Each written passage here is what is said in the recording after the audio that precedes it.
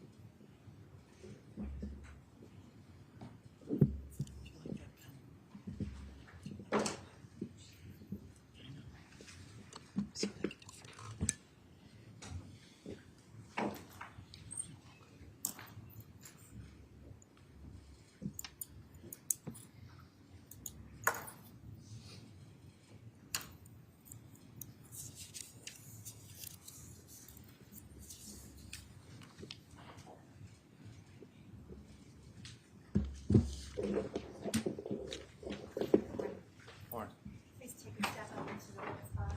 Please remain standing. Our clerk is going to determine the way. Thank you. Please raise your right hand, sir. Do you solemnly swear or solemnly and sincerely affirm, as the case may be, that the evidence you shall give concerning this case shall be the truth, the whole truth, and nothing but the truth? So help you God, or upon penalty of perjury? If so, please say I do. I do. Thank you. Please state your full name, spelling your last name, and address for the record. Tyler Desilva, TDY.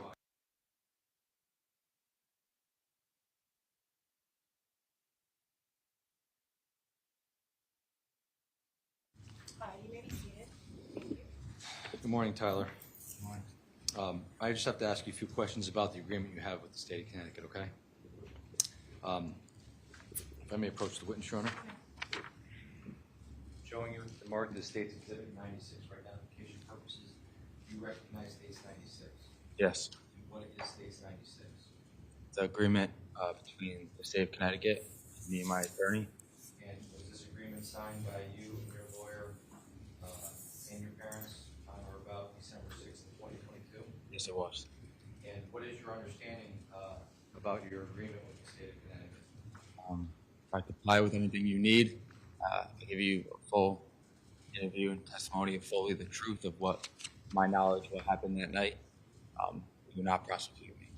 And is the agreement that in consideration for your information during the investigation, during any potential hearing, trial, grand jury, you're to provide truthful testimony in consideration for that? You would not be prosecuted for anything that you were associated with on May 14th of 2022? Yeah. And is it your understanding that some of those charges could have included conspiracy to commit assault in the first degree, potentially conspiracy to commit murder, all of which could have exposed you to in excess of 60 years in prison? Yes. And of course, you being a minor at the time would have subjected you to special parole considerations with regards to those charges as well? Yes. Is it also your understanding that if you are not, during the pendency of this agreement with the state of Connecticut, in addition to your truthful testimony, you were not to commit any further crime or crimes, and if you were to commit those crimes, that this could break the agreement, you could be prosecuted? Yes. And is it also your understanding that this agreement would last up and until the full conclusion of this case, State versus Raul Valle, that being either change of plea after in front of the court, or verdict after a trial, or a retrial after a remand? Is that your understanding? Yes. And if you break this agreement with regards to your testimony or evidence that you supplied with the state of Connecticut on a prior occasion, is it also your understanding that if the agreement was broken, that evidence could be used against you at any subsequent trial? Yes. Is that sufficient for the court's It is for the court. I'll inquire of defense attorney. Attorney Smith, does that canvas as well as the written document provide clear understanding of the disclosure of the nature of the agreement? Yes, Your Honor. All right, very good. Attorney Smith, one more question before the jury comes in, just in case there is an offer to use this exhibit on direct. My question is, do you intend to cross-examine the witness in front of the jury regarding the terms of the cooperation? Yes, I would, Your Honor, and I would have no objection to the state using that during its direct. All right, thank you so much. I appreciate that. All right, so keeping in line with the procedure that we have been using here, I am going to ask the witness to leave the stand and please remove himself from the courthouse, from the courtroom, and we'll call him back to the stand in the presence of the jury, and we'll place him under oath in the presence of the jury, so that the jury does not have any confusion relative to this witness being here on the stand. Okay? Thank you, Your Honor.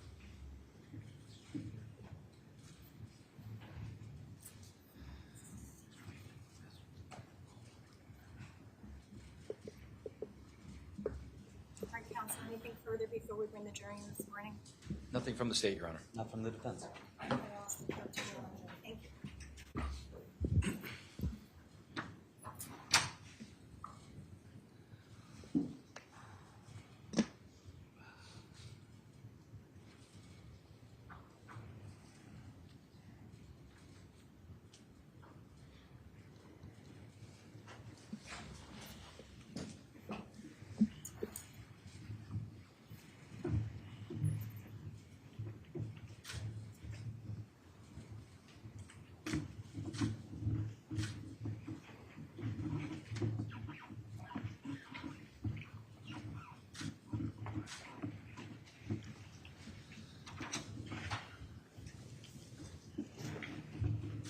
Welcome back, ladies and gentlemen of the jury. We are prepared to move forward with the evidence this morning.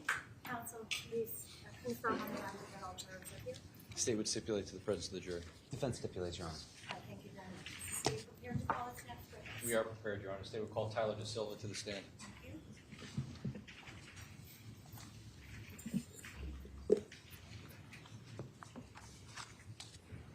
No, sir.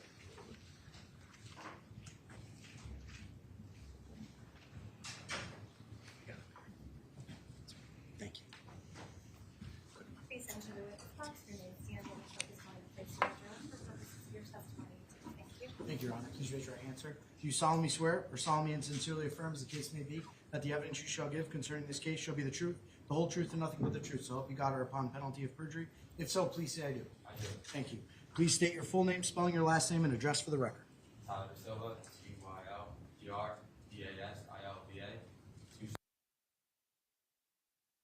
Thank you. Thank you. You may be seated. Thank you, Your Honor. Good morning, Tyler. Tyler, how old are you? 20. Do you go to school? Yes, I do. Where do you go to school? University of Dayton. And what are you studying? Entrepreneurship business. Are you playing any sports there? I'm not. And do you know why you're here today? I do. Why are you here today? What happened today? What night? Do you remember? 14. 22? On a prior occasion, prior to your testimony today, have we met before? We have. About how many times would you say? About 3 times. And prior to that, did you, through your lawyer, approach the state of Connecticut in connection to this case? And can you please describe how that occurred? My attorney approached the state of Connecticut to come to agreement with them that if I came in and gave a statement fully of the truth, to my knowledge of what happened that night, I would not be prosecuted. Your Honor, may I approach the witness? Tyler, just do me a favor. Just stay closer to that microphone. Keep your voice up. Ladies and gentlemen, here, okay? Tyler, I'm showing you what's marked as State's Exhibit 96 for identification purposes. Do you recognize State's 96? I do. And what is State's 96? It's a agreement. Is this the agreement concerning prosecution and consideration for your testimony concerning State versus Raul Valle? It is. Is this agreement executed between you and the State of Connecticut, signed by your lawyer and your parent on or about December 6th of 2022? It was. Does this agreement encompass the entire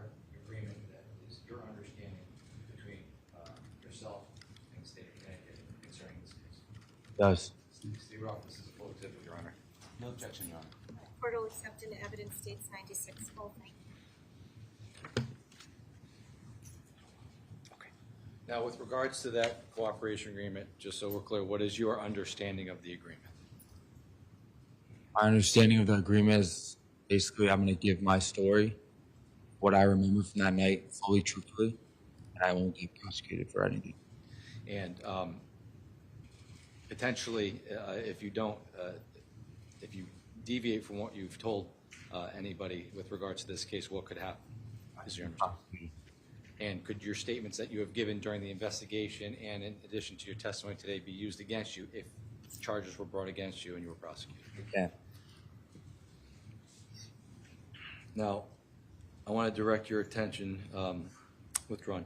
Are you familiar with an individual by the name of Jack Schneider? I am. How are you familiar with Jack Schneider? He's one of my friends and I classmate at St. Joe's. And St. Joseph's High School? Yes. Where is that located? Trumbull, Connecticut. And are you familiar with an individual by the name of Raul Valle? I am. And how are you familiar with Raul Valle? I was a classmate at St. Joe's and I grew up playing football with him in Milford. And does he have a nickname? Lido. And is he present in the courtroom today? Yes. And what is he wearing? Black suit. And can you please point him out for the record? May the witness record reflect that the witness has identified the defendant in this case, Your Honor?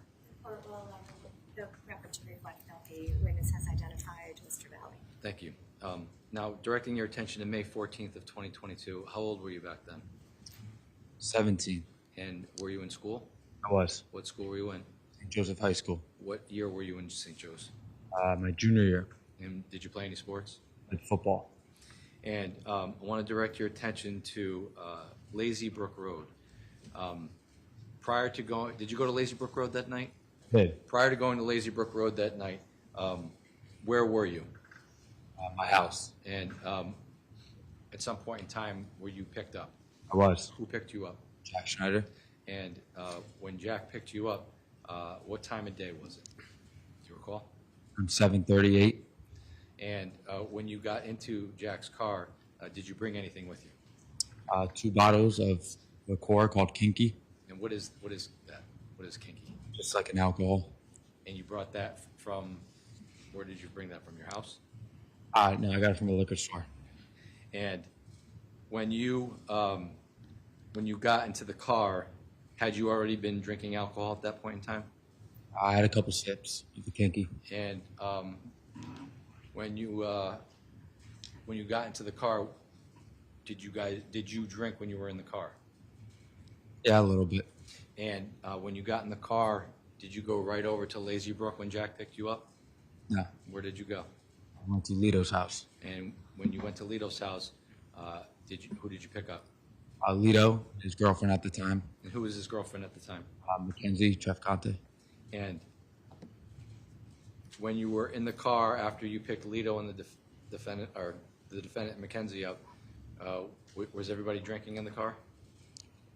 Somewhat, yeah. And when you say somewhat, what do you mean by that? Like we had a couple sips of the Kinky. Not much though. You weren't like, No one was taking chugging. huge chugs. Okay.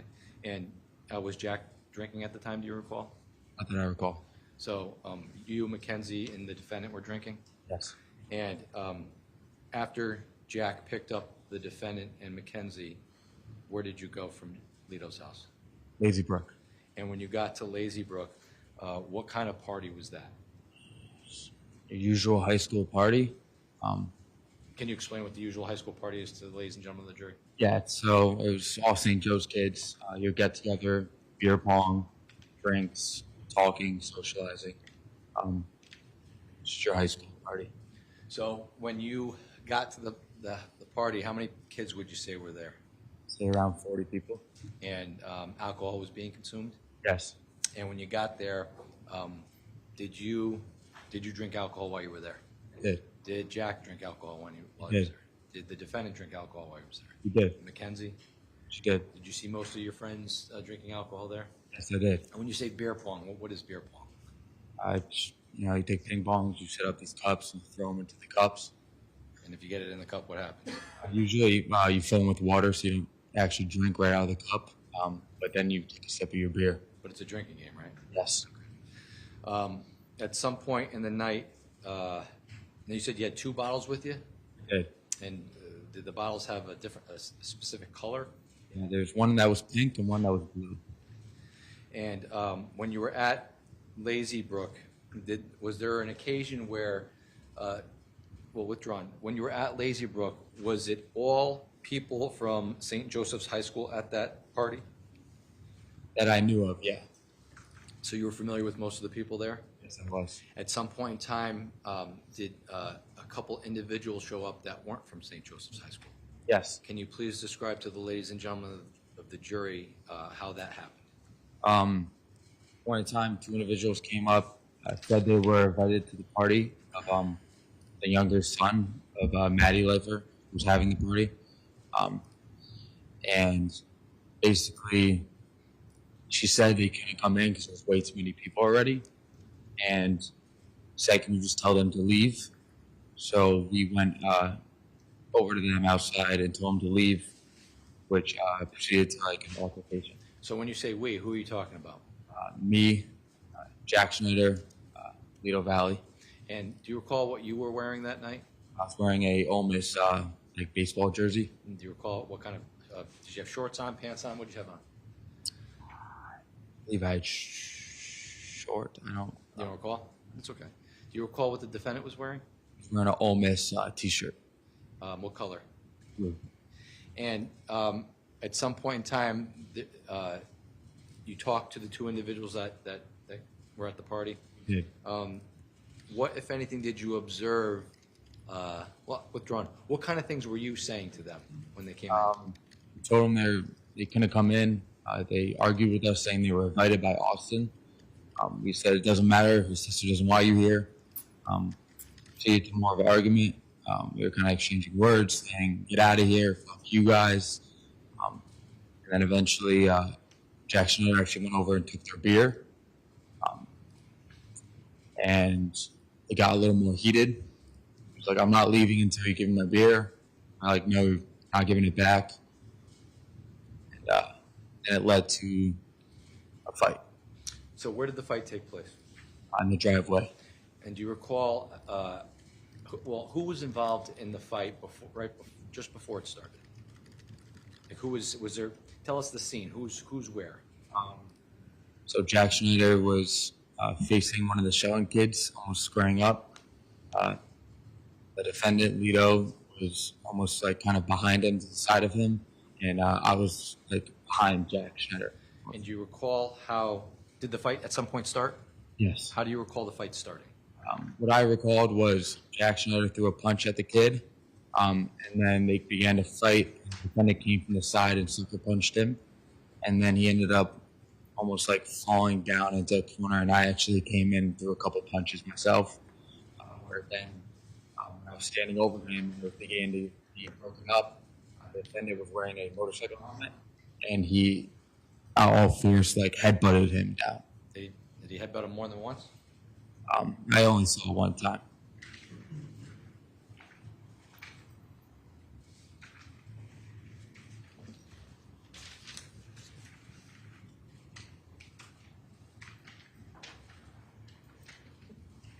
I'll show you what's marked as State's Exhibit 53.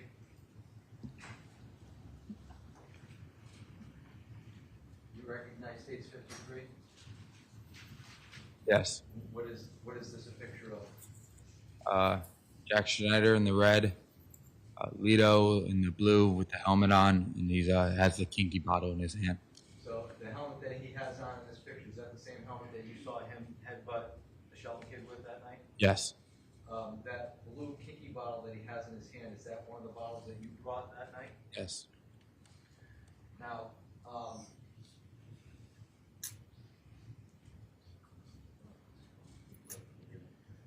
do you recall seeing the video of the fight? Yes.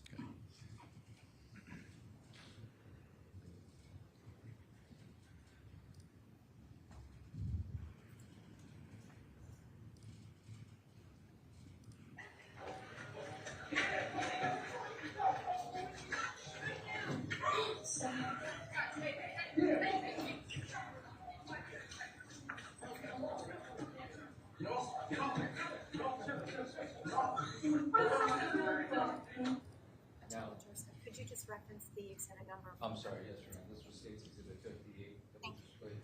For the jury. Now, you indicated a few moments ago that you recall Jack Schneider hitting the Shelton kid first.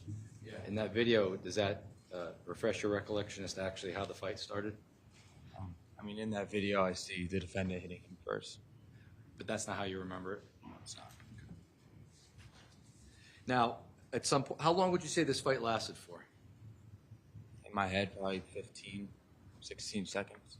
And after the fight ended, what happened next? Got broken up.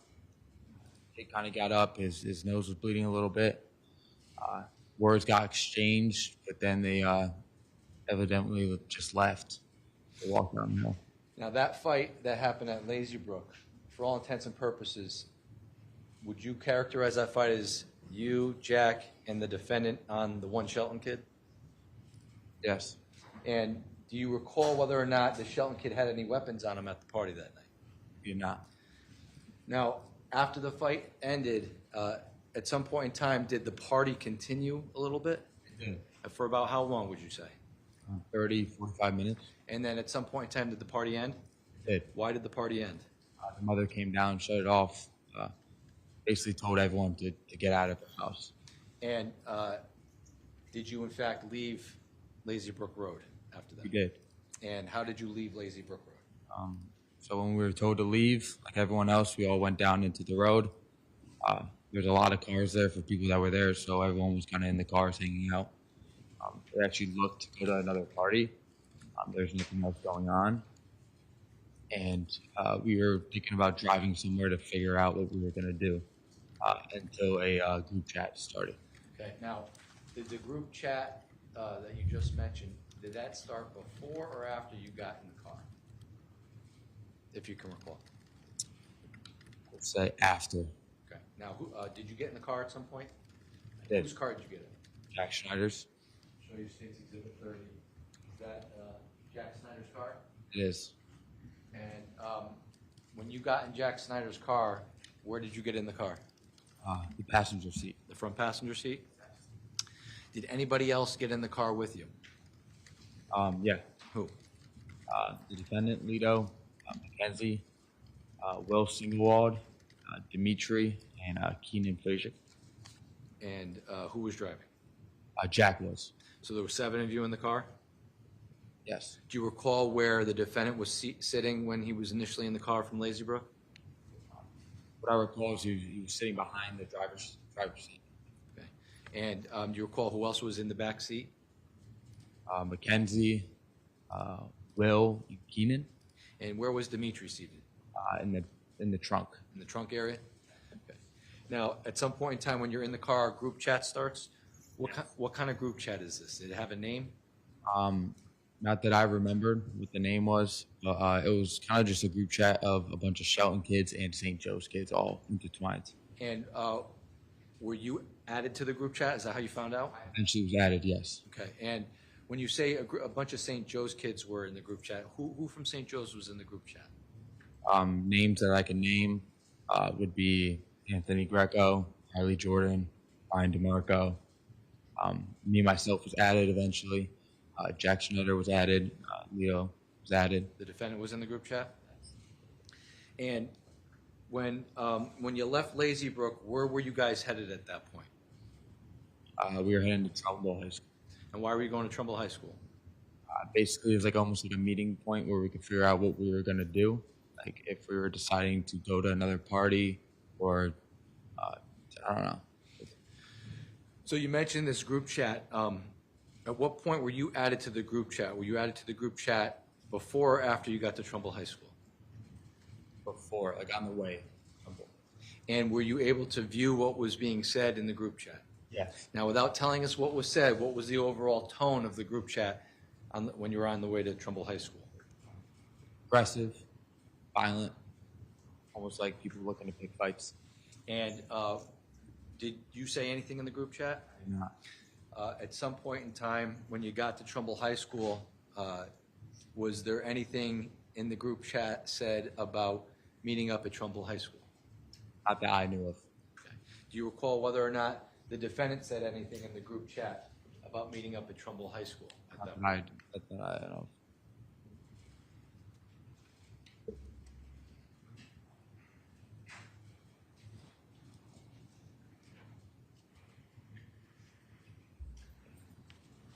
Now, when was there any talk about during the group chat? Was there any talk in the group chat about fighting? Yes. Okay. Tell me about that. Tell you about talk? Yeah. There's basically another group of individuals telling us to come meet them at a certain place, and us saying to come, like we're going to come, or come to us, or we'll fight. Now, I just asked you a question before about whether or not the defendant said anything in the group chat regarding Trumbull High School and the fight. Do you recall that happened? May I approach the witness, Your Honor? Looking at a document, help to refresh your recollection. Would. Does your memory refresh? Yeah. Now, with regards to the group chat, do you recall now whether or not the defendant said anything in the group chat regarding coming to Trumbull High School to meet up for this fight? Yes. And what did he say? Said, come to Trumbull High, slide right now. What does slide mean? Usually it's used as a term to come here. And did anybody show up at Trumbull High School? No. At some point in time, how long were you at Trumbull High School for? Around 15 to 20 minutes. And were you guys drinking any alcohol from Lazy Brook all the way until 15, 20 minutes after you got to Trumbull High School? Was there any drinking going on? I still had a bottle of Kinky, but I don't believe we were really drinking much. When you got to Trumbull High School, in addition to the group chat, do you recall what other people were doing at any given moment? Kind of just talking. Did you meet up with anybody at Trumbull High School? There was a car of girls there. I don't remember the girls' names, but they were there. We were talking to them. And then there was a BMW there of Trumbull High kids, Keenan. And did you have a conversation with those kids? Yeah. And what kinds of things were you telling them at Trumbull High School? So they came around when we were looking to leave, and we had a conversation with them saying, would you guys come with us to 43 Glen? And what was the purpose of them going to 43 Laurel Glen with you? To fight. And you had the address of 43 Laurel Glen. How did you get that address? All the Shelton kids in the group chat were dropping it in. And at some point in time, did you leave leave Trumbull High School, excuse me? Yeah. And where were you headed when you left Trumbull High School? 43 Glen. And what was the purpose of going there? And just prior to leaving Trumbull High School, did you have a conversation with the defendant about going over to 43 Laurel Glen? Yes. And tell me about that conversation. What was it like? What was he saying? He was just saying, yeah, let's go fuck these kids up. Like, we already fucked them up once, kind of laughing about it.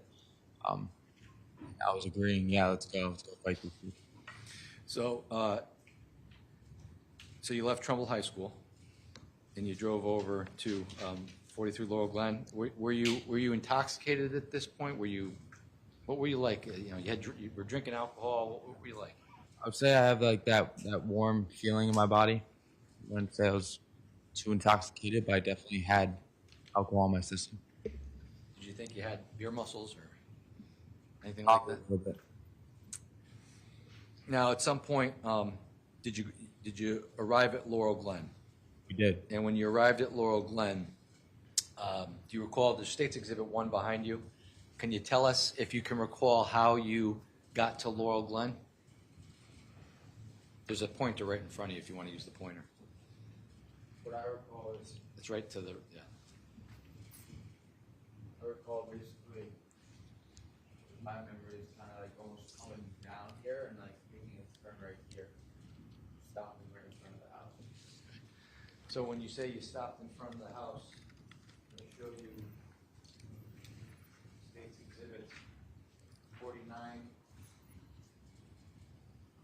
Can you show us on State's 49 using your words, where did you call the car stopping? Kind of in the middle of the street, in front of the mailbox area. front of the mailbox for 43 Laurel Glenn, or Yes. across the street? So somewhere 43 Glenn, yeah. So if the record can reflect, my finger is pointed to the center of 43 Laurel Glen, somewhere in the front of the driveway near the mailbox, but in the middle of the room. All right, record will reflect that information. Thank you. And when you got there, was there anybody outside?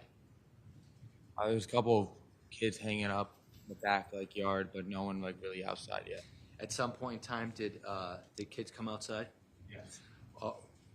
Why did anybody? Was the group chat still going on at this point? Yeah, it was. And what, if anything, did you say in the group chat about your presence at 43 Laurel Glen? I didn't say anything, but I'm pretty sure someone from our car told him that we were there. And when that happened, did people start coming out of the house? Yes. Do you recall where they came out of the house? Almost looked like from the backyard. And when they came from the backyard, how did they make their way towards the car? Running? And did they come down the front lawn? Did they come down the driveway? How did they come at Both. both? And when they, how many people would you say came out of the house at that point? 35, 40 people. And when they came out of the house, did you have a conversation with any of these people? Like a semi one. Tell me about that. So the car was surrounded quickly by a ton of people. The kid on my right, I started saying like, "What happened?" One of our boys saying you jumped him, and I was like, I kind of lied to him, said, "No, we didn't. What do you mean?" And then the kid that actually got in the fight earlier that night came over to my side and started screaming at me, fuck you. So I started screaming back, and this is when it kind of almost got a little chaotic, and the car started rocking a little bit. You could feel it getting kicked. Yeah. Did the defendant say anything at this point in time? Yeah, he did. What did he say? He was screaming out the window too, like, fuck you guys are pussies. Now, when the kicking and punching of the car happened, how long did that go on for, would you say? I would say around 15 seconds. And after 15 seconds, what happened? Lito actually said drive to Jack. Jack started like almost like inching, and people started to get out of the way, and then he drove. And where did he drive? Using State's Exhibit 1, can you show us where he drove? Since we were like right here, he drove up this road up here. And did you recall if Jack drove up and down the road at all? What I recall is he drove up here, he turned around while everyone was in the car and drove back down, and then turned around quickly again and drove back up where people started to get out. Now, when you were in the car, where were you seated at this point in time? Passenger seat. Front passenger seat? Yes. Do you recall if anything was thrown at the car when Jack was driving up and down the street? Not that I recall. Do you recall if anything was thrown from the car when you guys were driving up and down the street? Not that I recall. Now, at some point in time, you indicate that you stopped in the area just prior to 36 Laurel Glen, or Farmhouse Road, excuse me. Yes. And can you please describe, when you get to that area, to the best of your recollection, what do you remember happening when does the car stop at that point? Yes. And what The happened? car stops. Kenzie's actually screaming, let me out. She's crying. We all get out. Jack stays in the car. We all else get out. I start looking at the car, the damages. There's dents. There's a shattered windshield right in front of me. The car is very beat up. The defendant gets out as well, and he's looking at it too. I'm going to stop you there for a second. I want to show you a video first. But just with regards to getting out of the car, do you remember who initially got out of the car? Me and Lito. Did anybody else get out of the car? That's your recollection? That's my reaction. No.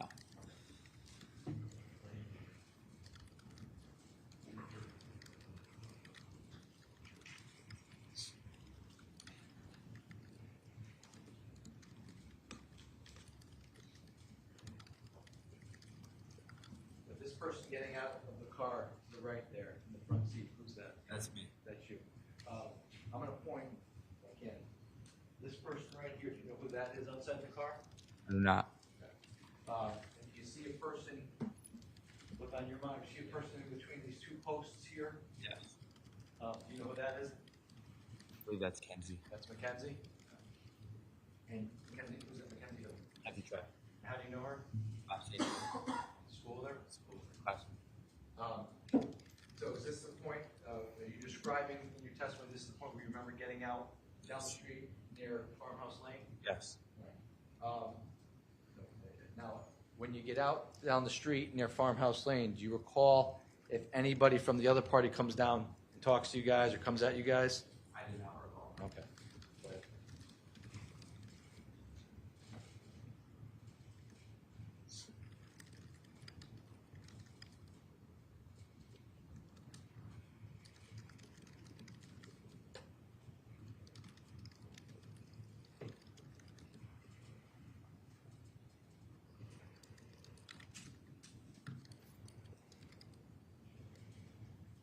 It's about 11:41 at night.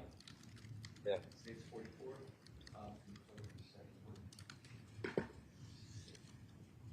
And this is a different angle of that same video. It's from a ring camera in front of the house.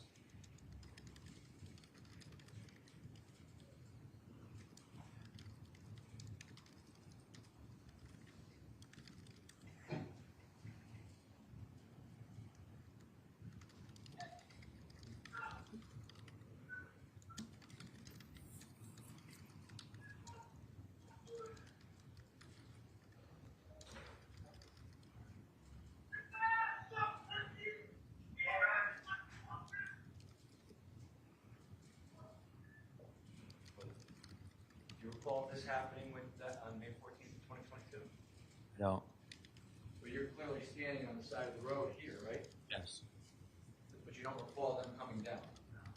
So to the best of recollection, do you recall any physical altercation happening at around this time down near Farmhouse Lane in Laurel Glenn? No.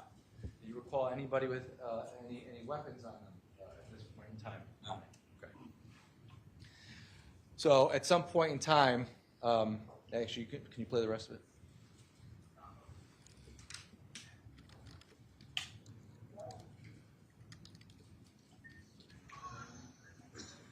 Did you see somebody threw something at Jack's car? Do you recall that? No.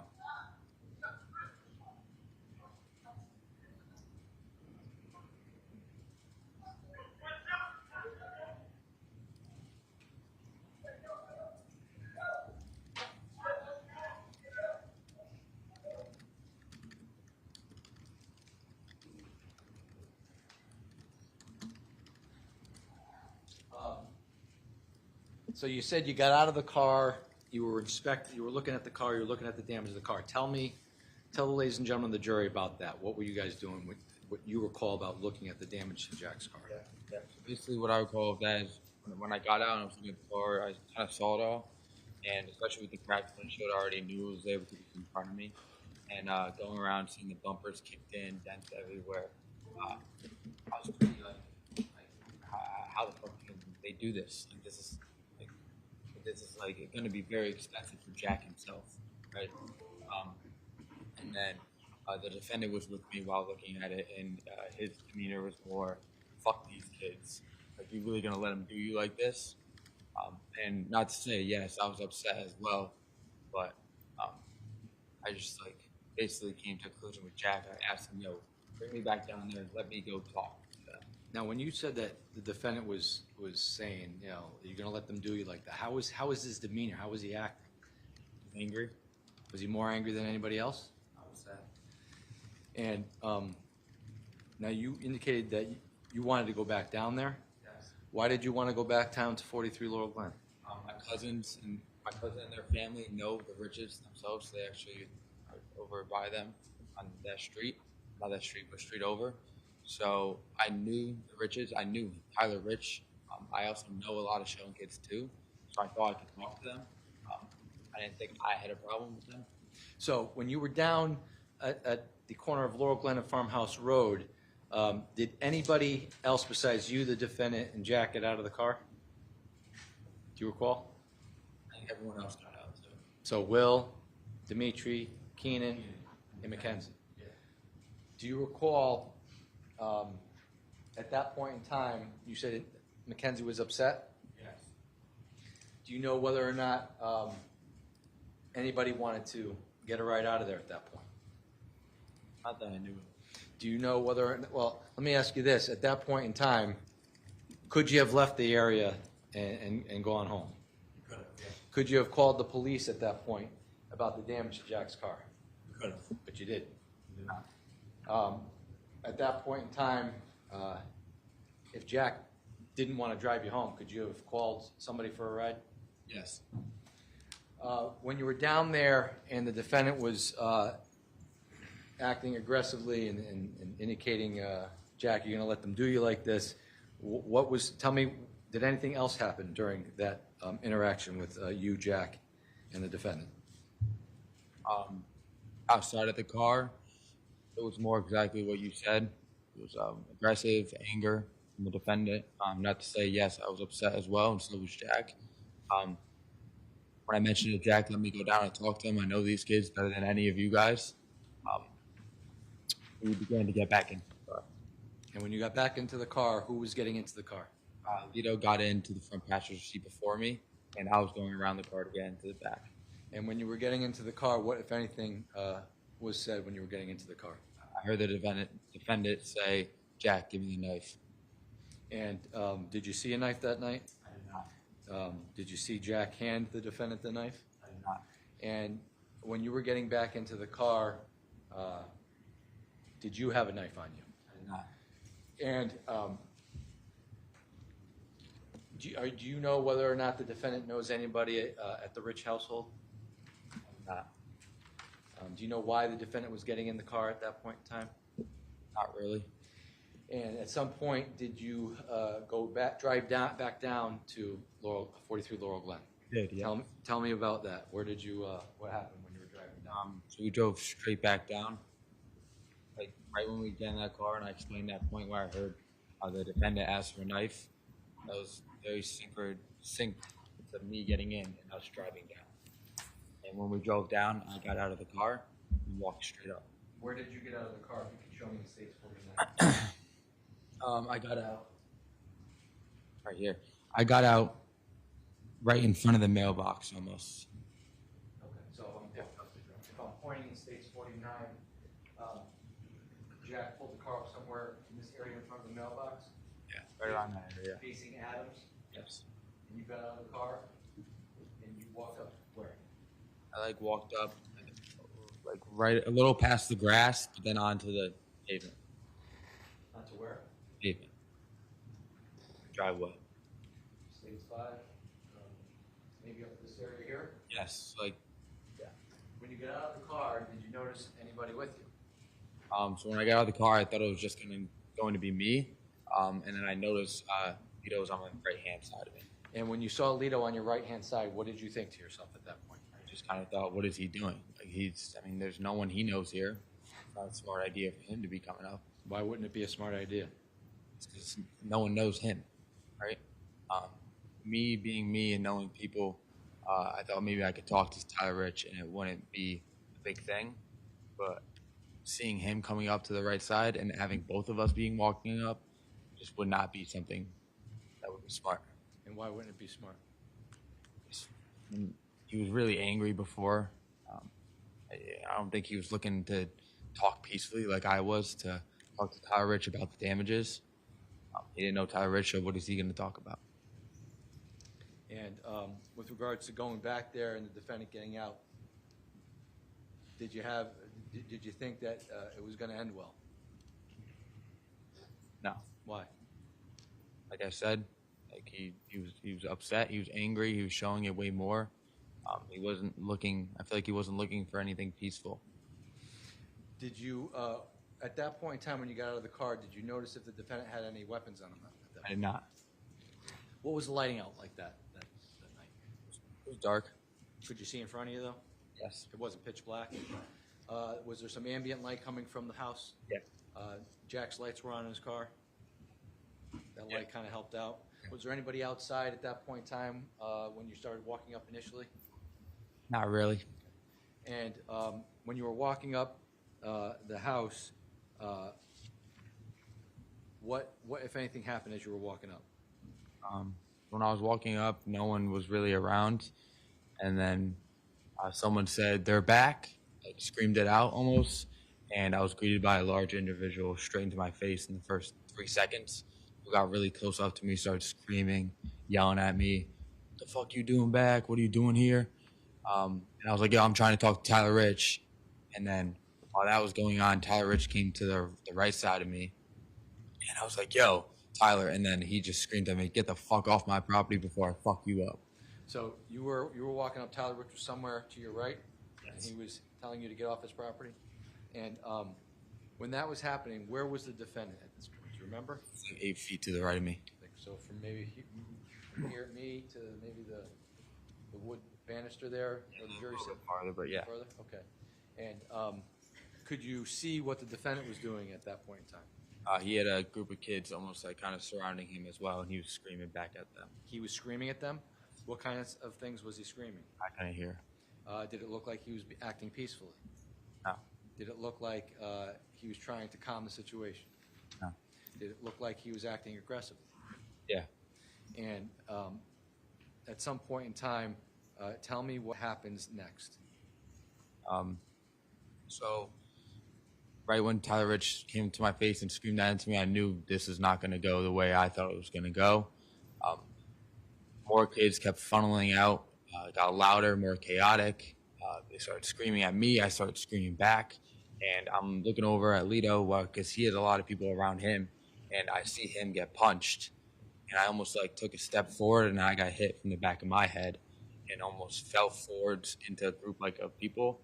And before I knew it, I was on the ground. And Now, are you familiar with Jimmy McGrath? I am. How are you familiar with Jimmy McGrath? I grew up playing lacrosse against him. And I'll show you State 57. You know who that is? Yeah, Who's that? it's Jimmy.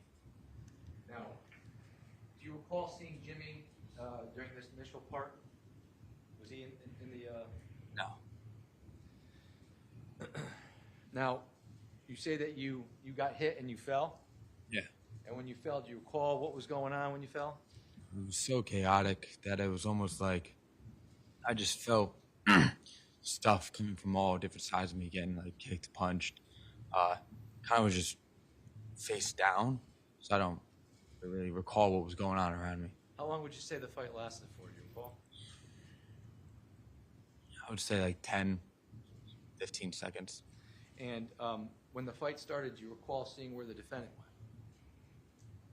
Say again? Did you see, once the defendant got hit, did you see what happened to him?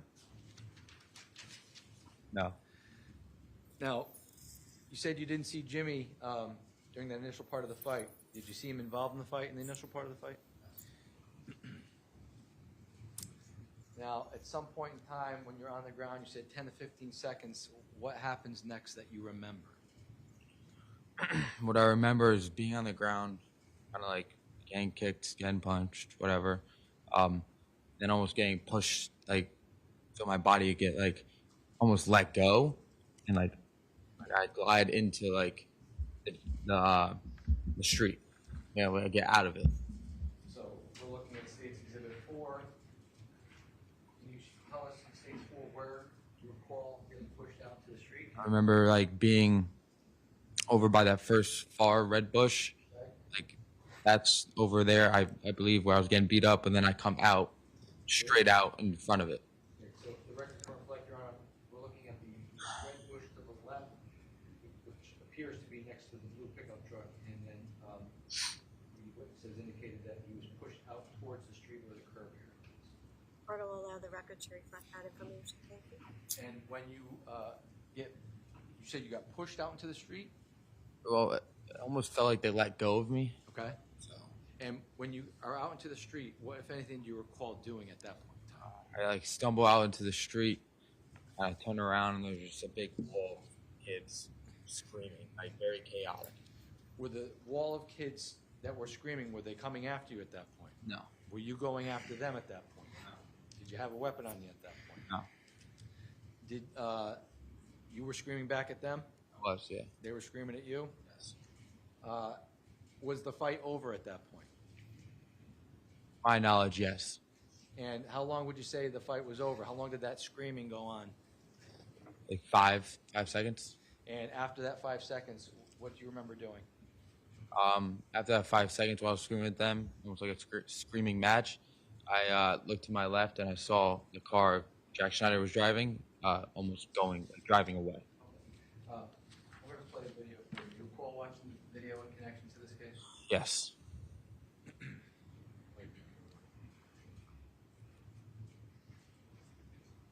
This is states 60.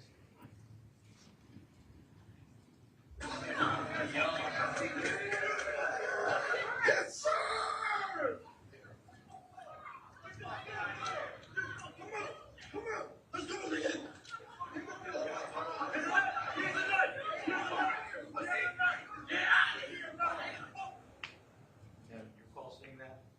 Yeah.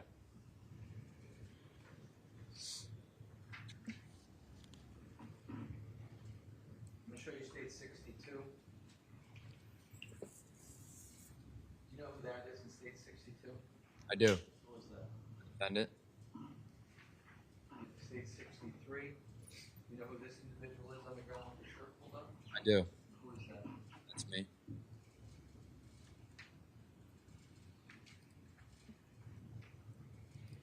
Now, do you recall seeing Jimmy McGrath during this part of the fight?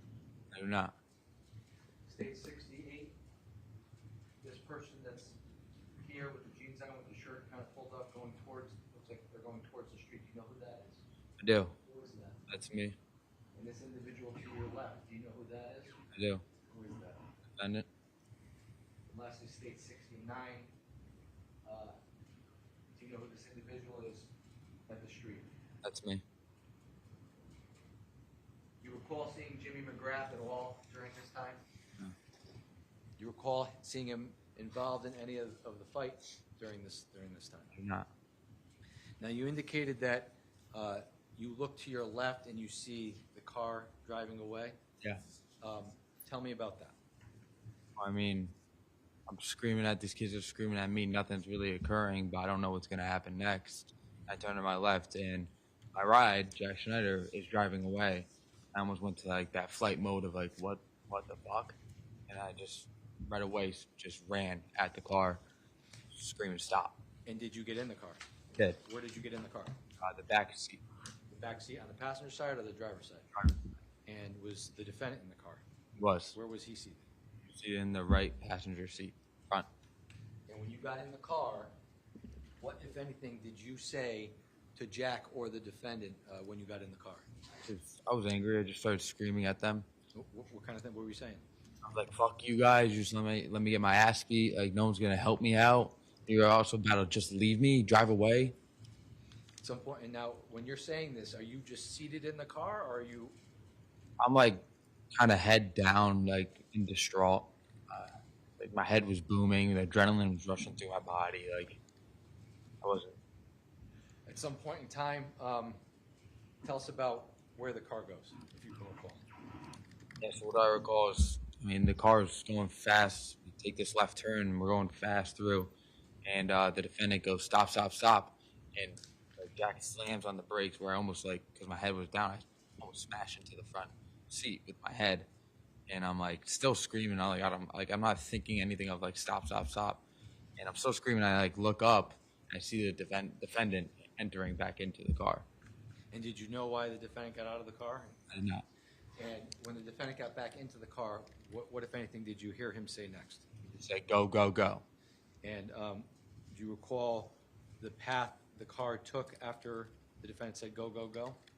Yeah, it was almost like we were on like a roundabout. So like it was like a right and a straight, and then another right where we went straight back up. Do you recall if you went past, did you pass the house again? Do you recall? Yeah, we did. So if we can use states one, did you recall the path of travel to the best of your recollection? My recollection, like I said, when I got in, sharp left, and this is where I believe we stopped. And then we came back out and moved back up here. And when you flew back down the street, where did you go? We were going back up the street, right around here. The defendant said, stop, stop, stop again. And he got out of the car. He just looked at me and Jack and said, love you guys. I'm going home with Mackenzie. And I got out and got back into the front passenger seat. And when you got back in the front passenger seat, do you recall where you guys went next? Me and Jack just drove straight. We drove straight. We drove straight is where we eventually hit another dead end. Let me show you Fence Exhibit A.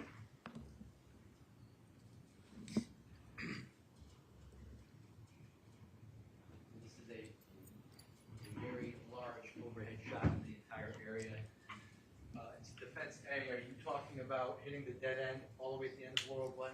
Yes. Okay. And when you got to the end of Laurel Glenn, what did you guys do next? We kind of like, where are we right now? We had no idea. So I grabbed my phone and I put in my address in Milford. We let that go. We finally got it up. Once we got it up, we began. And on the way home, how long was the ride to your house in Milford from Shelton? 20 minutes. And during that 20-minute ride, did you have a conversation with Jack about what had happened? I did. Now, without telling us what Jack said, what kind of things were you saying to him? I was upset. I kind of was continuing old demeanor of like, why did you let me get my ass beat and just sit in the car? And then also, why were you going to drive off without me? And I felt like an anger towards him. So the adrenaline running through my body, and I was just like mad at him. And during the ride home, did you also talk about what had just happened at the house? Not in the beginning, but yes, mid-drive, it got brought up. And tell us about that. Not what Jack said, but tell me what kinds of things were you saying? So I actually called my cousin, told him about what happened to me, and this is the cousin that knows Tyler Rich. Told him Tyler Rich just jumped me with a bunch of kids. He said, hold up, like I'll call him. Sorry. And he called me back, and that's when I learned that someone's been stabbed, or multiple people have been stabbed.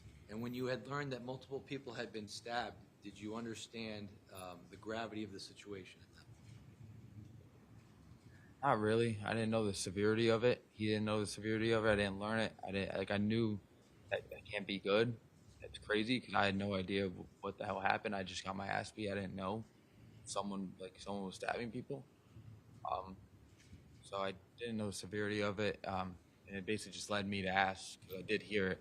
I asked Jack, yo, did you give Lito a knife?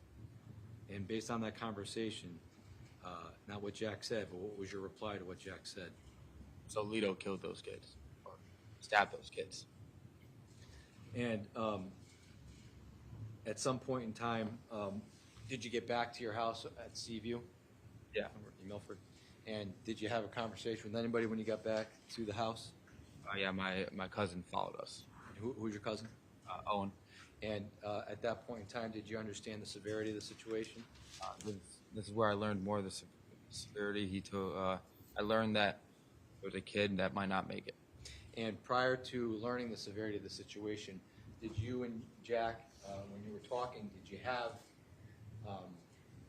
what was your conversation like with regards to, did you want payback? Yes. Once you learned the severity of the situation, tell us about what you did during those hours after you learned what had happened. Once I learned what happened, Jack went home. Told him I loved him. Said just go home. He went home. I went upstairs with my cousin. I sat down. He kind of asked me more of what happened, dude. There's this is not no normal fight. I kind of just told him everything that I knew, and I didn't know what actually happened, the severity of it. He ate a little something, and he left. I went up to my room, and I'll say 30 minutes later, I called the defendant. And did you have a conversation with the defendant? Yeah, I basically confronted him and said, yo, did you stab those kids? And what was his response? I fucked up, bro. I'm sorry. And Is that all he said? Yeah. Now, since that night, have you had any other communication with the defendant? No. Other than later that night, I did get a phone call from him, but it was just silence. Now, at some point during the night or early morning hours of May 15th of 22, do you know whether or not the Shelton Police Department came to your house to discuss the matter with you? Yeah, I do. And did you in fact discuss the matter with them? Why not? My attorney said not to, and they talked to my dad. And after that, the next morning, what did you do the next morning? We left the advice of my counsel, and we drove up to Vermont, where we further stopped at a hospital halfway through. Why did you stop at the hospital? I was beginning to feel like I was going to throw up. My head was pounding, and I knew something wasn't right, especially after what happened to me last night. Especially my mom, being the mom she is, she was like, let's just go get you checked out. And when you got checked out, what was your diagnosis? Well, I had a concussion, multiple contusions all over my head and body, bruised ribs, bruises all over my body. The hospital basically said, what the fuck happened to you? I said I just got in a basic fight, and they said this is no basic fight. and with regards to what kind of treatment did they say you had to go through? Did you have to take any medicine? No, they gave me Advil for my bruised ribs and all the contusions, the inflammation, but for concussion they just said rest. No electronics? I'm just, yeah. Now, as far as you're concerned with regards to May 14th of 2022, when you got out of the car that night at Tyler Rich's house, did Jack get out of the car? No. So, to the best of your recollection, who is the only people that got out of the car? Me and Lito. And when you got out of the car, did you have a weapon on you at that point? I did not. Did you have a weapon on you the entire time during that fight? I did not. And to the best of your recollection, you, through your lawyer, decided to come and tell us your story to the state of Connecticut in December of 22. That was the first time we heard that story. Yes. Has that story changed at all between the time you told that story to Shelton Police Department and today? No.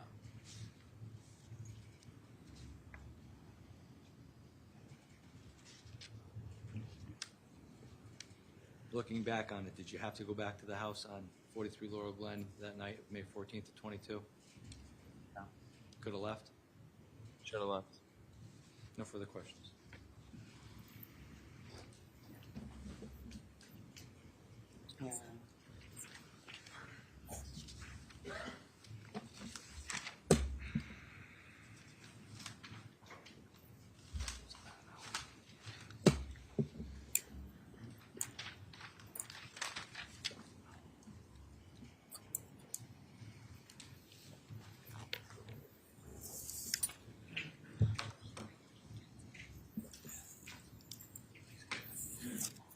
Good morning, Mr. Desilva. We've never met before. No. So we've never discussed this case before. No, we have not. You don't have any agreement that you've signed with me about testifying here today. No. You do have one in place with the state, right? Yeah.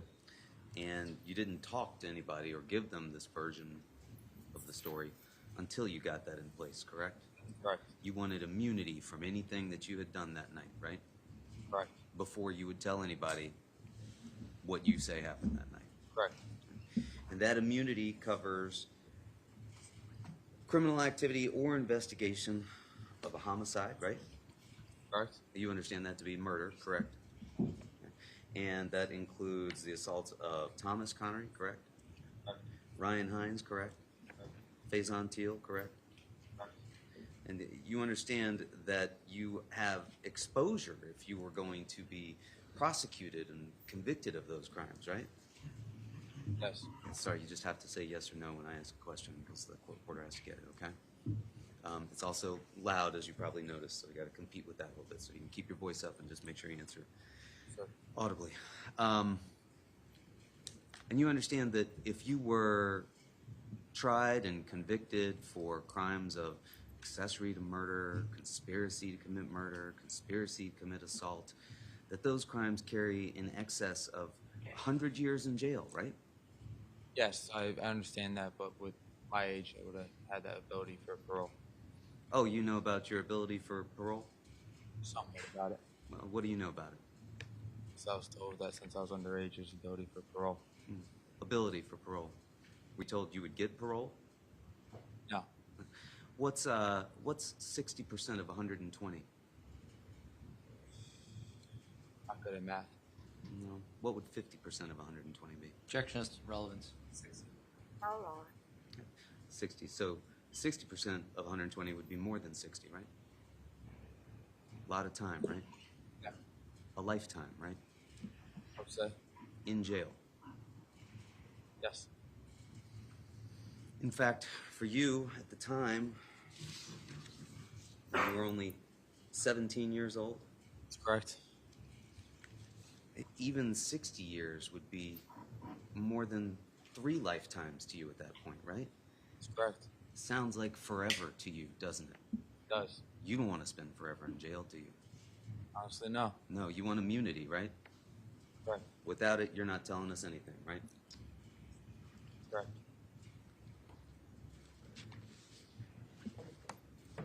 That was a pretty big incentive for you? I would say And once you got it, and you came in and you told the state what you claim happened that night, right? from the truth. Well, you understand that it is your obligation under that immunity agreement that you wanted, that you have to testify truthfully, right? Yes, sir. And who determines whether or not you testified truthfully?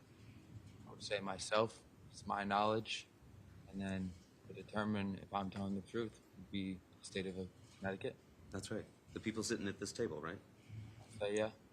Watching you testify here, right? Correct.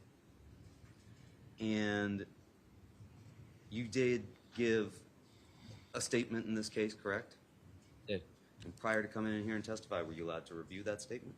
I was. So you know what's expected of you to come in here and testify truthfully, right?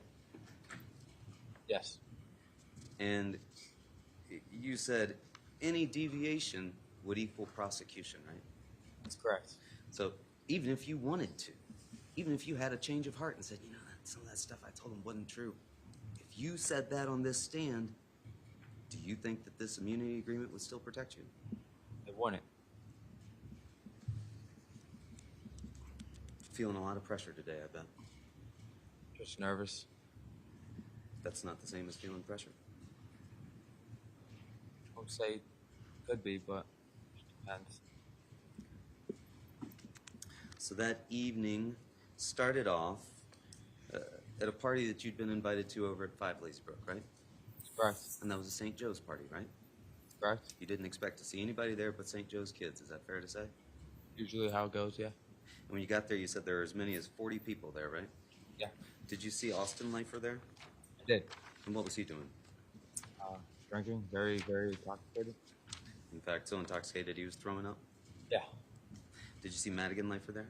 I did. And in fact, she told you this party's getting a little out of hand. Can you keep people from coming in that aren't supposed to be here? She did. She asked you to bounce people effectively, right?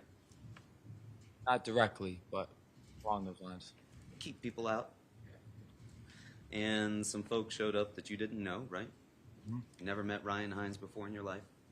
Never met Griffin Marcinzik before in your life. And you guys, you approached them, or Jack approached them, or Raul approached them.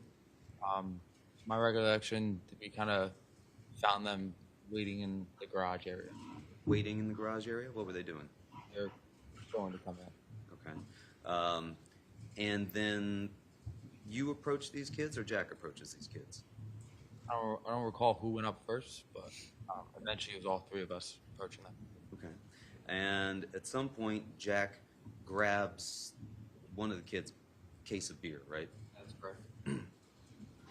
And at that point, at least, would you agree that it became more of a dispute between Jack and that kid directly? Yes. Everybody else is kind of watching to see what's going to happen. Is that fair to say? Fair to say, yeah. Were you screaming anything at that kid at that point? Not that I remember. Did you reach over and try and help Jack take the beer from the kid? No. How far away from Jack were you at that point? 5, 6 feet. Were you worried that this kid was going to do something to Jack? I wouldn't say worried, but I was expecting a fight. You were expecting a fight at that point. Everybody was expecting a fight between Jack and that kid, right? Yes. And that kid had come with another kid, right? He did. And where was that kid? Just standing off in the distance. And you told us before that you had brought 2 bottles of, is it Kinky? Like Kinky? Okay. And you got that from a liquor store? I did. You had a fake ID? I did not. How'd you get that at the liquor store? You stole it? I talk well with people. You talk well with people. Talked your way into getting 2 bottles of liquor Yes. without having to show an ID. Yes. Pretty slick. You'd agree? How lucky? Got lucky. Had you done that before? I have not. First and only time you'd ever talked your way into some liquor? Yeah. Not the first and only time you'd ever talked your way into something you weren't supposed to have? No. You told us that you drank some of that in the car, correct?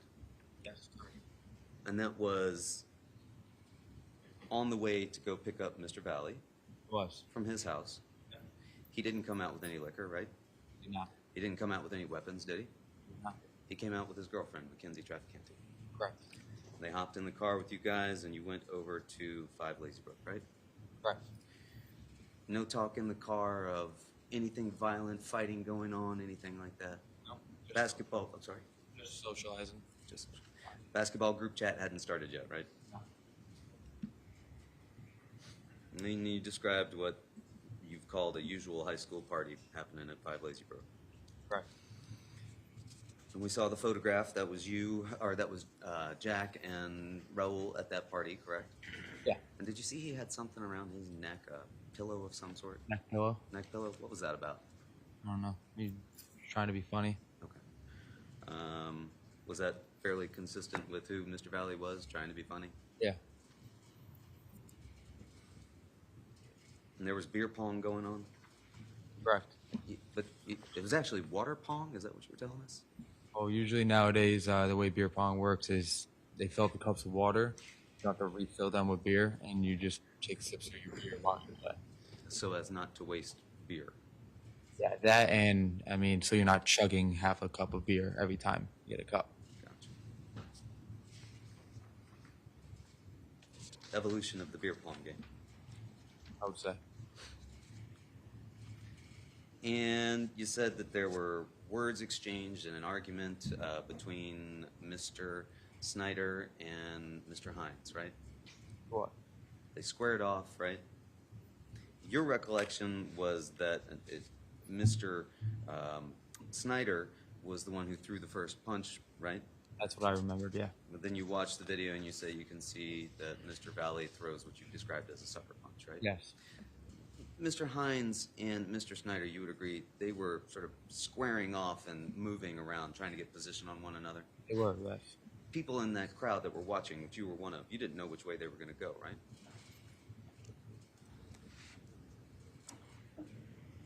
Eventually, you saw Mr. Hines tackle Mr. Schneider, right? Yes. And they go to the ground and sort of go off the screen, what looks like behind a minivan of some sort. You join the fray. Did. Mr. Valle joins the fray. Did. Who else joins the fray at that point? Only 3 people I remember is us 3.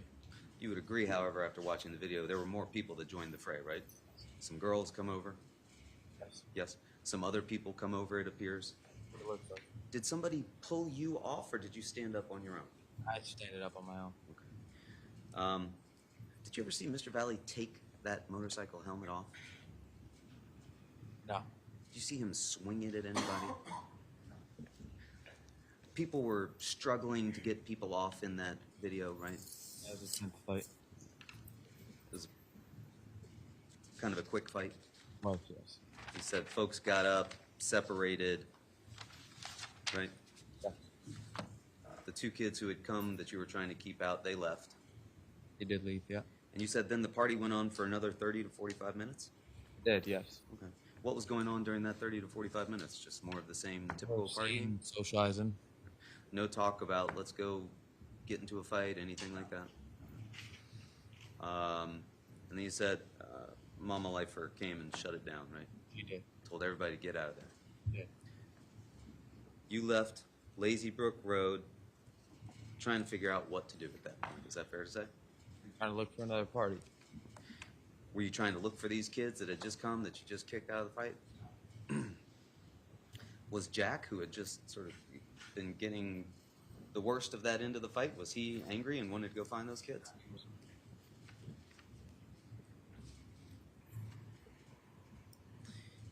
And at that point, you described you'd already gotten into the car when this group chat began, right? Mm-hmm. And you claimed that you were added to the group chat, right? Correct. When you say that you were added to the group chat, how could you tell that this group chat pre-existed your being added to it? Yeah, I couldn't really tell that was pre-existed. I just got added to it, and then they were chatting. So I just thought this was already going on. Okay. You didn't create it. I did not create it. Mr. Valle didn't create it. I did not. Mr. Schneider didn't create it. I did not. And yet, the three of you simultaneously got added to it? I don't know the points of when we got added. Okay. And at that point, you started, what you described was the group chat tone was aggressive and violent, right? Yes. And somehow you found your way over to Trumbull High School, right? I did. You yourself didn't go to Trumbull High School? I was in the car. But I'm saying you didn't attend Trumbull High School. No, I did not. Nobody in your vehicle attended Trumbull High School, right? Oh, I did. How far was it from Lazy Brook Road to Trumbull High School? Don't take my word on it. Probably 7 minutes, 10 minutes.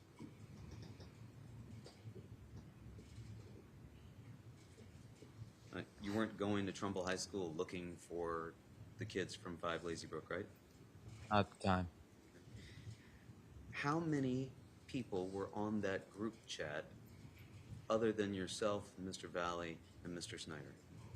I don't know the number, but there had to be a lot of people. And most of the aggressiveness and violence, was that towards your group of 3, or was that from your group of 3 towards whatever this larger group was? I would say it was coming from both sides. Okay.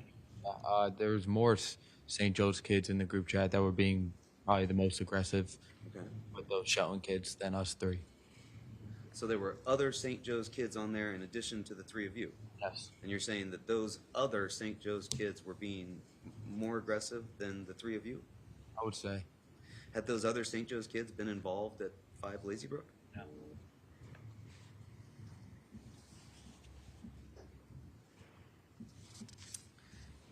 And at some point, you were being told to come and fight. Is that fair to say? Yes. Correct. An address got sent to you, right? Correct. And at that point, you hadn't seen any knives or weapons in the car, correct? Correct. There was no mention of knives or weapons in the car, correct? Correct. And no drinking on the way when you started to go towards this address?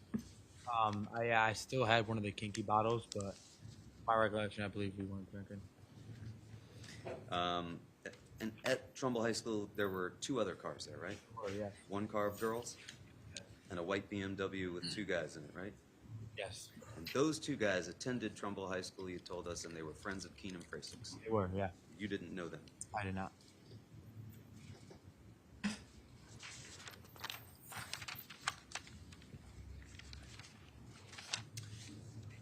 And that address that got texted to you, that was not an address you were familiar with, was it? It's not. You didn't say, oh, 43 Laurel Glenn Drive, I know who lives there. I did not. At that point, it didn't register to you that that was Tyler Rich's house. But you've told us that you were friends with Tyler Rich's cousins? Is that what you told us? No, it's my cousins were friends with them. And how did you know that? How did I know that? Yes. Because my cousins lived in Misty Lane, which was a couple streets over, and they always would talk about Tyler Rich. Okay. But you yourself had never met Tyler Rich before? I've met him in the past, yes, before. But you'd never been to his home before? No.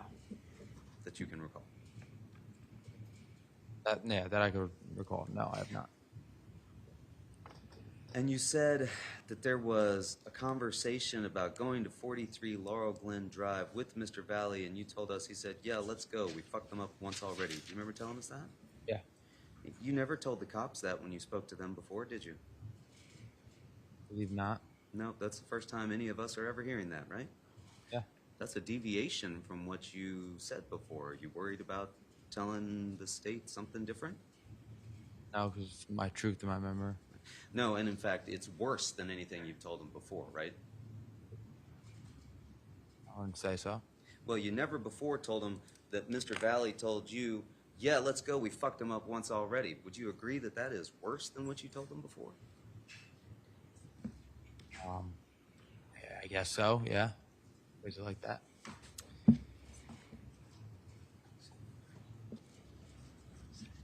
Now, you told us when you got to 43 Laurel Glen Drive that the car parked in front of the mailbox by the driveway, right? Yes. Not across the street from the house? No, we were like almost in the middle of the road. In the middle of the road the first time that you stopped there, or in the middle of the road when the car came back before the fight?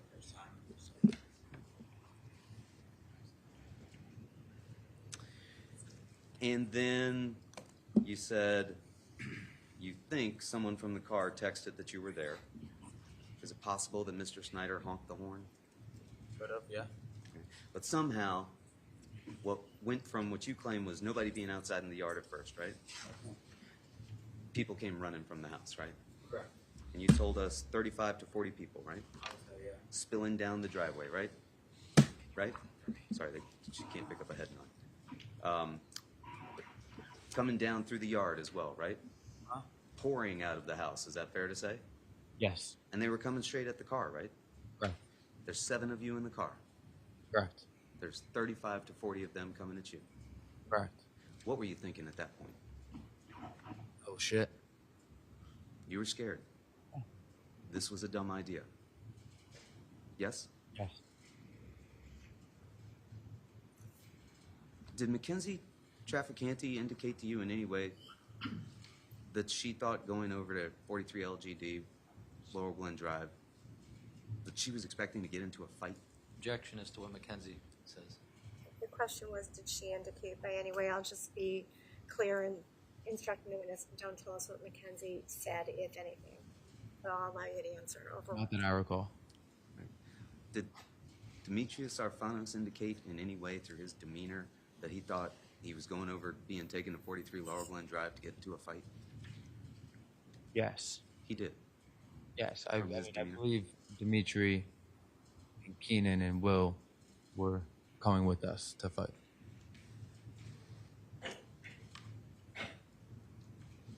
Keenan Frasick, Yes, I believe so. smaller guy with kind of a mustache. Demetrius Arfanos, Yeah. quiet kind of guy. He was going over to get into a fight. Yeah.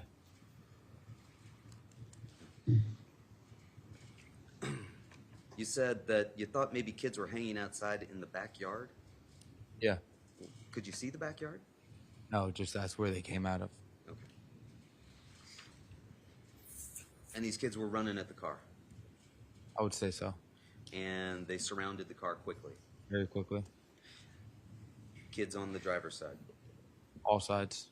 kids on the passenger side too. Mhm. Kids in front of the car, right? Correct. Kids behind the car, right? Correct. You could feel the car rocking and shaking, right? Correct. You could hear people kicking the car, pounding on the car, right? Correct. Some folks are outside screaming at the car, you said. One of them said, "You jumped our boys." Correct. You lied and said, "No, I didn't," right? No. You lied because you were scared, right? Probably. You were terrified, right? I wouldn't say terrified, but I would say scared. What's the difference between scared and terrified? Objection as to relevance. I'm going to sustain the objection. If you want to claim it, I'll hear it outside the jury. You were scared but not terrified. Correct. Had you ever been surrounded in a car before like that? I have not. You weren't driving the vehicle, right? I was not. You didn't have any way to make that vehicle move, did you? Not. Well, but you could have gotten out of the car, right? Not getting out of the car. Well, why not? 40 kids surrounding it. You were terrified of getting out of the car. Objection asked and answered. Sustain. Were you scared of getting out of the car? Yeah. Did you see Mr. Schneider reach into the console and pull out a knife and put it in his lap? I did not. Were you paying attention to what Mr. Schneider was doing at that point? I wasn't. You were focused on what was going on outside the car, right? More to like the right side of my window where all the kids were. And then you heard a windshield smash, right? Yes. Somebody threw something at it I don't know how I got smashed, but it smashed right in front of me. right in front of you. At that point, you were terrified, right? So you got a little more scared. A little more. You were worried somebody was going to smash the window, right? Yeah. Reach in and try to pull you out of the car, right? I would object based on speculation. Well, I'm going to sustain the objection.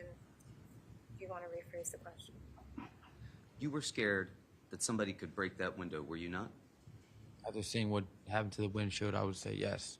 And if somebody broke that window, you were scared that they might try and attack you, right? The way they were acting, yes. That car was starting to feel very small, wasn't it? Yes.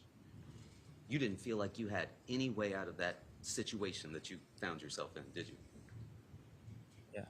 You were worried that you might come to some great bodily harm, were you not? Felt a little more protected since we were in the car, you know? But what you're saying, yes. You felt protected, like this is a safe situation right now. I've got this in hand. No. You couldn't make Jack drive that car anywhere, could you? No. In fact, if he tried to drive the car forward, there were people blocking the way, right? Right. If he tried to back up, there was somebody bouncing on the rear bumper, right? Right. Had you ever been in that situation before? No. Have you ever attacked a vehicle yourself? Not.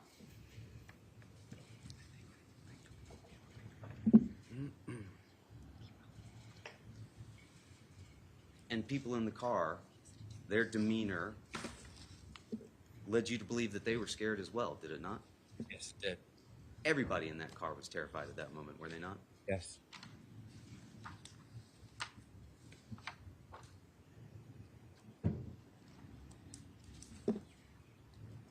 And you told us here today that Mr. Valle was screaming at people, "Fuck you."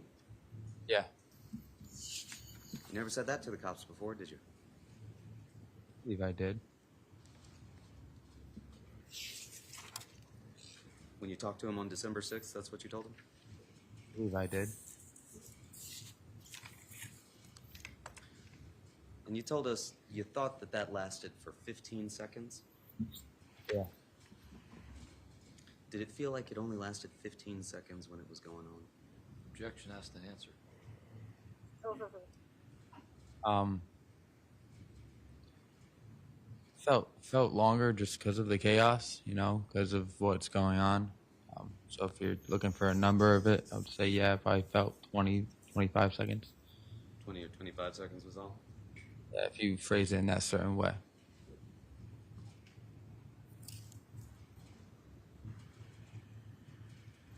Fair to say you didn't know while it was going on when or if it was going to come to an end, right? Fair to say that, yeah. So when it was happening, it felt like an eternity, did it not? Objection asked and answered. Sustained.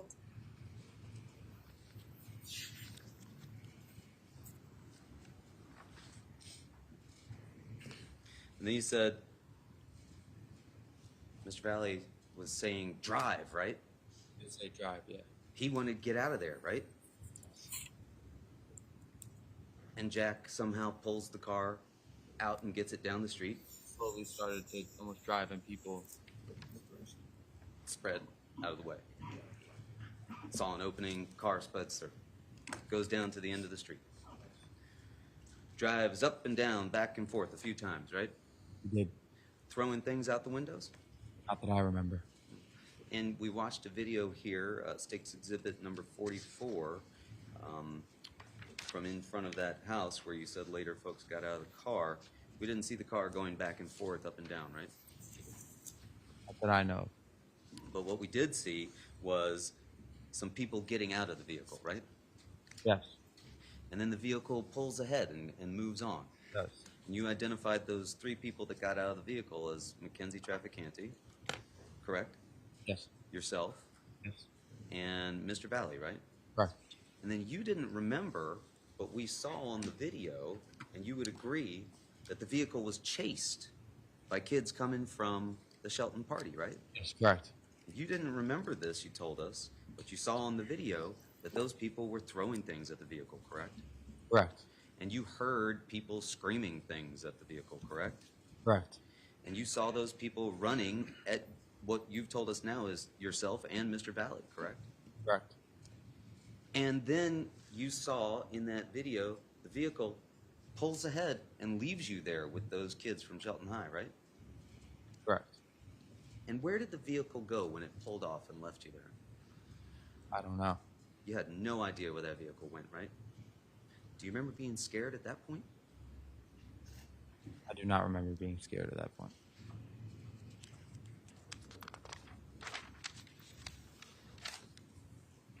But you do remember that Mackenzie was screaming, "Let me out," right?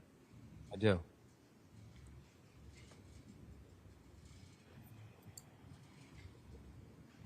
And at some point after leaving you there, you say Mr. Schneider came back and parked the vehicle, right? Yes. And at that point, everybody else in the car got out, right? Yes. And did some folks go over and sit away from the vehicle? I did, yeah. And who was that? I don't really recall, but pretty sure it was Mackenzie Traff, Dimitri, and Keenan, and Will. Like everyone else kind of just went and sat down.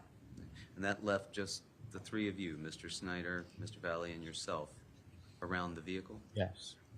Were any of the Shelton High kids there at that point? Not that I recall. Do you know an Enrico Fiola? I do. And you recall Mr. Fiola coming down and talking to you while you're at the car, right? I actually don't. And you recall Tyler Rich coming down and talking to you while you're at the car, right? Not.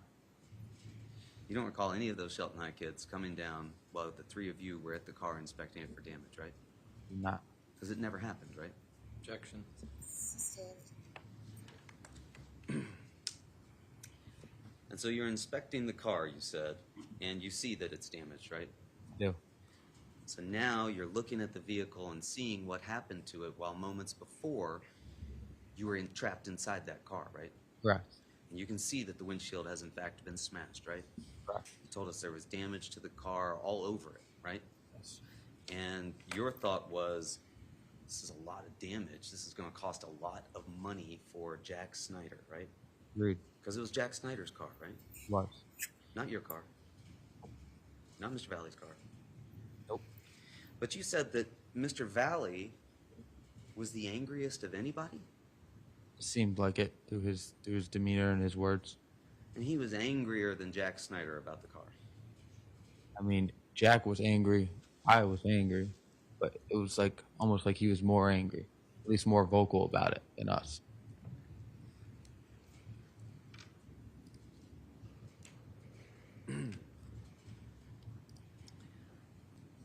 You didn't see a weapon at that point? Not. No knife anywhere? Nope. Did you see, though, Mr. Valle, when you went scrambling through the glove box looking for the knife? Did not. Okay. Well, then you saw him when he went scrambling through the console, right, to get the knife out? Not. And you heard him say, "Jack, where's the knife? Give me the knife!" I heard him say, Jack, give me the knife. Just like that? Yes. Like you just said it? The way he said it, I don't really recall. Because you told us you weren't there right beside him, right? You were going around the car or something like that, Correct. but you overheard what you think was him saying, "Where's the knife?" Correct.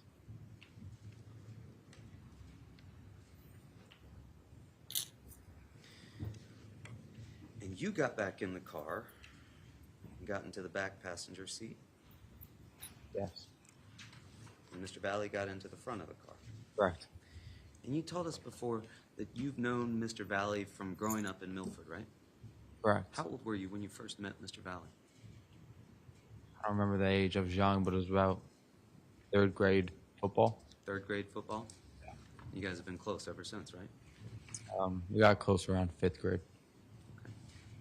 A year and a half later, you got close with Mr. Valle. And since fifth grade, you'd been fast friends, right? Correct. Hung out almost every weekend. Correct. Slept at his house. Many times. He'd slept at your house. Many times.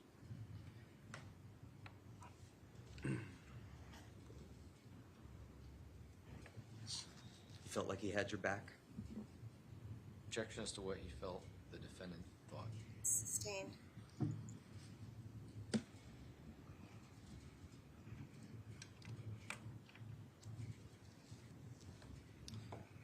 And you told Mr. Schneider, "Take me back there. I know these kids," right? Correct. Were you still angry at that point?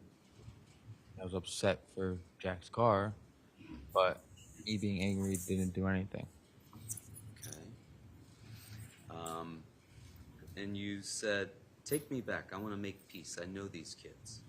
I said, take me back, yes. Let me talk to Tyler Rich.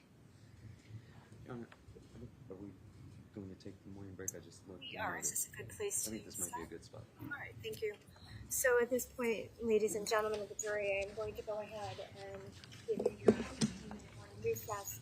So the time is 11:25. We'll be back in 15 minutes on the record. Thank you. All rise. Recess.